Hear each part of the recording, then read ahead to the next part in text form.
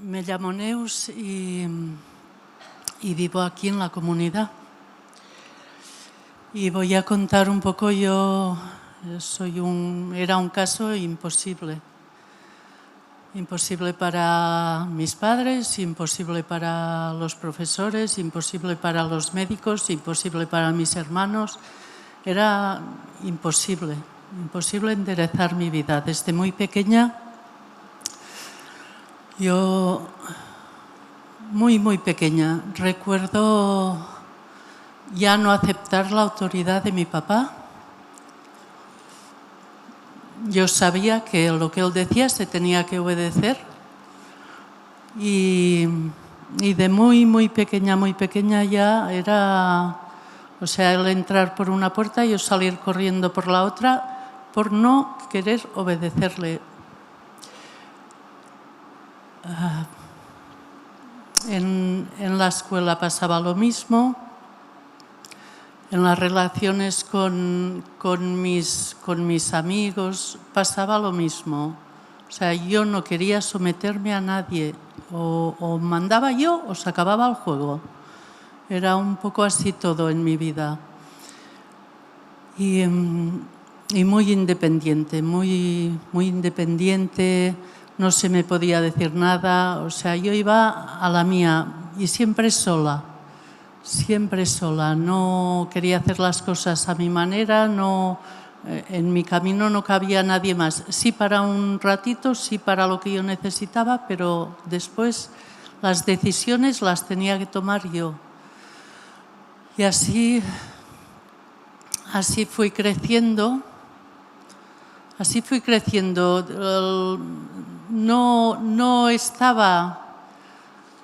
No aceptaba la autoridad de mis padres, entonces andaba yo, si no estaba bajo su cobertura, estaba bajo otra cobertura desde muy pequeñita.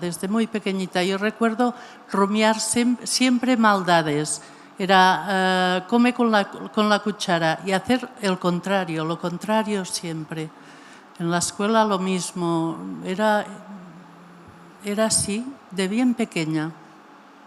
Mis hermanos nos criaron y en mi casa hemos sido una familia preciosa y somos una familia preciosa que no nos enseñaron los principios de Dios, los que ellos creían, en el Dios que ellos creían, pero no nos enseñaron.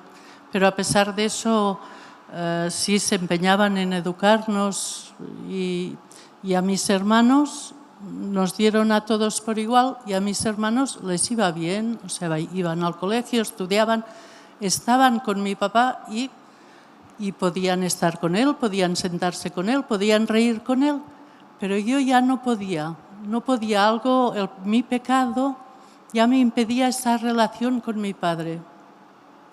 Fui creciendo así y conmigo el pecado.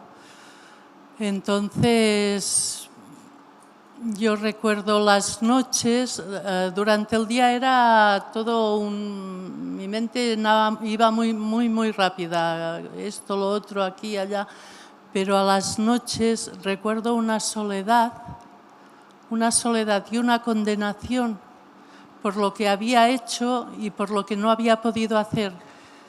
Era como que ya había cogido un camino y no encontraba el camino de regreso, pues de regreso a mis padres, de regreso a pedir ayuda, de regreso a pedir consejo, de regreso a decir, es que me duele esto, y que alguien, no sé, ¿no? Buscar una caricia, no, de muy pequeña, ya recuerdo las noches con muchas lágrimas. Y durante el día era otra vez esa fuerza de que nadie me diga nada. Y así empecé a ir pues a buscar pues no sé, a buscar el amor, a buscar esas caricias, a buscar en otras fuentes. Me empecé a meter en ambientes en muchos líos. Empecé a fumar muy temprano, empecé a salir, a beber, o sea, mi vida era un desorden total, interior. Exteriormente yo hacía lo que hacíamos en casa, pero en mi interior, o sea, era una locura.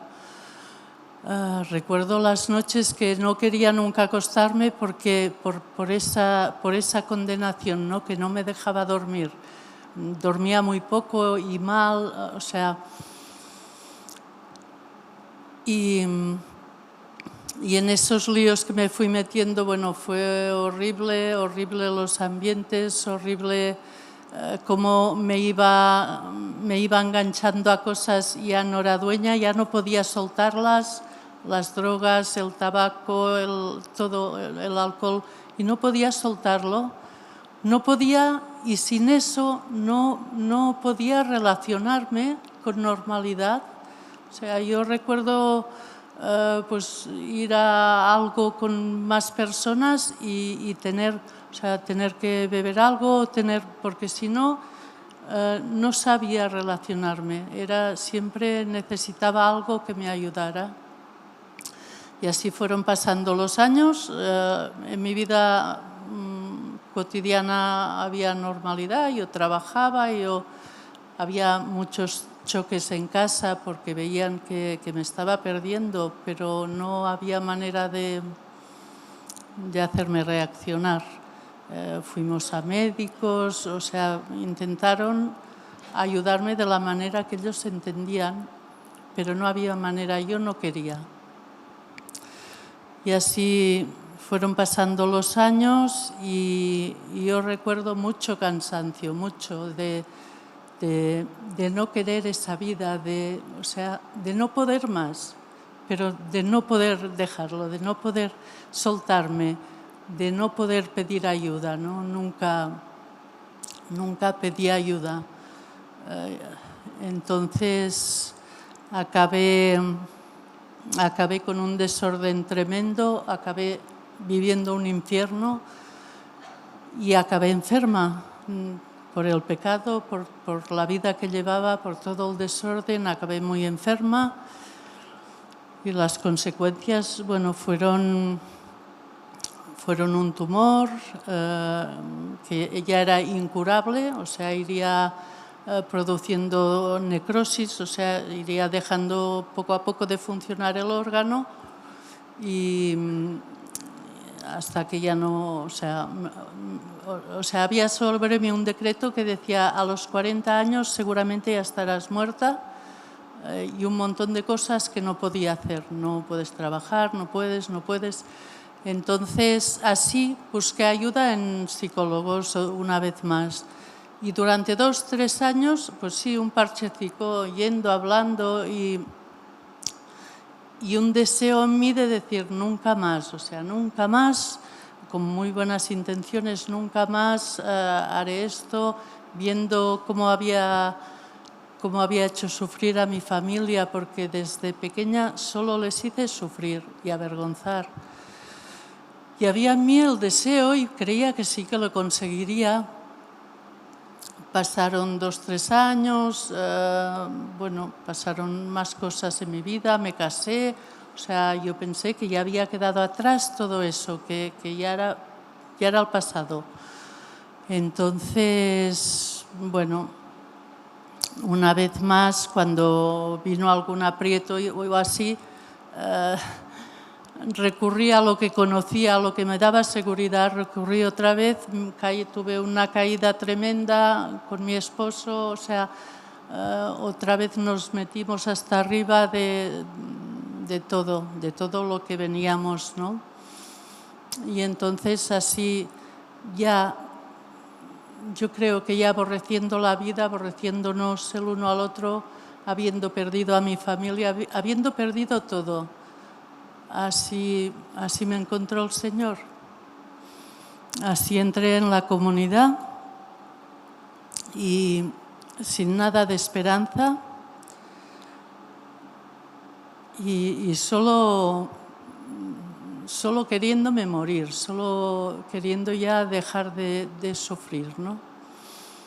Así me encontró el Señor y sin fuerzas. Y ahí Y ahí lo primero que yo recuerdo y que me chocó muchísimo al entrar en la comunidad era cómo me trataban. O sea, notaba el amor, notaba algo que no... Yo sabía de mi maldad, sabía lo que había dentro de mí y yo decía, o sea, pero cuando sepan quién soy y cómo soy, me van a echar al río, porque es que no tengo nada, me visten, me dan de comer, me soportan porque era insoportable, o sea, cuando sepan realmente quién soy, bueno. Entonces, aún escondiendo, sin fiarme de nadie, yo no entendía nada, solo que notaba que me estaba empapando de algo que me gustaba, o sea, que por primera vez había algo de paz, ¿no? Y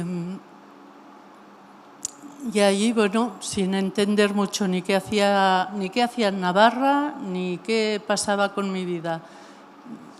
La primera disciplina que tuve me chocó porque no sabía yo que lo que había hecho estaba mal. Se me dijo, vamos a hacer esto, y dije, uy, no, yo no quiero disciplina. Y yo digo, pero si solo he dicho no quiero. Pero lo entendí, no tardé mucho en entenderlo. Lo entendí, no sé si esa noche o al día siguiente, cuando vi que quien me había puesto la disciplina le dolía ponerme la disciplina. Pero no se movió, hubo firmeza, hubo la ternura, hubo el amor, pero hubo la firmeza de, o sea, por aquí, ¿no? Y entendí, toda mi vida había sido esto quiero, esto no quiero, esto quiero, esto no quiero. Y Dios lo atajó al momento, aun sin entender yo lo que había hecho mal. Así fui andando sin saber muy bien, tuve que fiarme, aunque no me fiaba, pero tuve que fiarme porque no tenía otra. Así me convertí, le entregué mi corazón al Señor y recuerdo poco, pero sí recuerdo que fue la primera noche que dormí profundamente, que dormí en paz, que me levanté al día siguiente y dije, ¿qué es esto? O sea, ¿qué me pasa? Años sin dormir, años sin poder parar la mente a la noche y de pronto descansé. Fui andando pues fueron saliendo pues lo que había en mi corazón. A mí lo que más me asustaba era dejar el tabaco durante 35 años y Dios eso lo quitó de un plumazo. Yo decía, va a ser un imposible, yo no puedo dejar el tabaco, no he podido. O sea, ni me acordé del tabaco. O sea, fue un regalo que me hizo Dios. Y así con muchas cositas pequeñas que yo veía el amor de Dios, veía los detalles de Dios, veía que yo no me fiaba de las personas que estaban en mi corazón y cómo era una cosa entre él y yo, y veía, ¿no?, que se estaba, o sea, como si cuando Dios te sonríe, ¿no?, un secreto entre tú y él, y cómo eso se solucionaba o cómo eso dejaba de ser una carga. Y allí entre la rebeldía que llevaba, el orgullo me impedía pedir un vaso de agua, me lo impedía en la mesa, prefería pasar sed a pedir agua. Pues eso tuvo que ir trabajándolo el Señor y yo tuve que aprender a confiar, aprender a pedir ayuda. Lo que más me asustaba y está en mi corazón, con el que tengo que batallar, es que si pedía ayuda, tenía que aceptar la ayuda que se me daba, no como yo quería hacerlo, sino como Dios quería que lo hiciera. Y eso a veces me paraba de pedir ayuda, me paraba de decir, me pasa esto, porque sé que ya no si lo daba ya no sería mío, ya sería de él y lo haría a su manera y yo tendría que someterme. Eso me asustaba mucho, me paraba mucho, pero fui comprobando que su voluntad era mejor que la mía, cómo se resolvían las cosas, cómo con mi familia hubo perdón, cómo Dios restauró, pero lo hizo a su manera, no a la mía. Vi que me tenía que fiar y que cada vez que me fiaba había gozo en mi corazón porque se soltaba alguna cadena de las que me impedía por mí misma, hacerlo por mí misma, a mi manera. Cuando se lo entregaba a Dios, o sea, el problema se resolvía, era como, a veces decía, si lo hubiese hecho antes, ¿no? Si antes hubiese rendido esto, si antes hubiese obedecido, porque después era un gozo. Y así, bueno, pues Dios tuvo que trabajar, me concedió sanidad, sanó mi páncreas. Sin yo pedírselo, yo no sabía que eso lo podía hacer Dios, yo no lo conocía, ni me atrevía a pedírselo, pero Él fue otro de los regalos que me dio, la sanidad. Y bueno, y me enseñó igual lo que... para mí ahora mismo lo valoro mucho, ¿no? El arrepentirme. No el pedir perdón, sino cuando sabía en la comunidad o que algo estaba mal, que algo no le agradaba, y aún así lo hacía, el no ir más allá, el no ir hasta que te estrelles, ¿no? El arrepentirme de corazón, el echarme para atrás, el humillarme y pedir perdón. Yo muchas veces pedía perdón por el temor a la disciplina. Decía, uy, perdón, pero no me arrepentía. No había arrepentimiento, no había sanidad. Pero cuando Dios, por su misericordia, me enseñó eso, me enseñó que en el arrepentimiento, en el no querer ese pecado, no lo quiero en mi corazón, de verdad Él obraba. Y algo que también hizo, yo no podía sentir misericordia por nadie.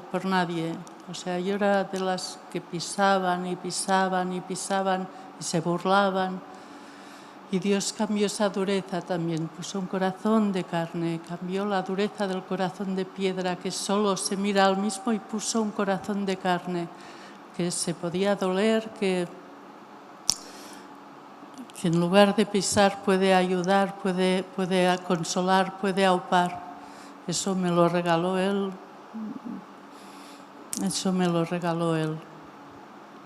Y nada, y en este camino estoy y con muchos imposibles, muchísimos.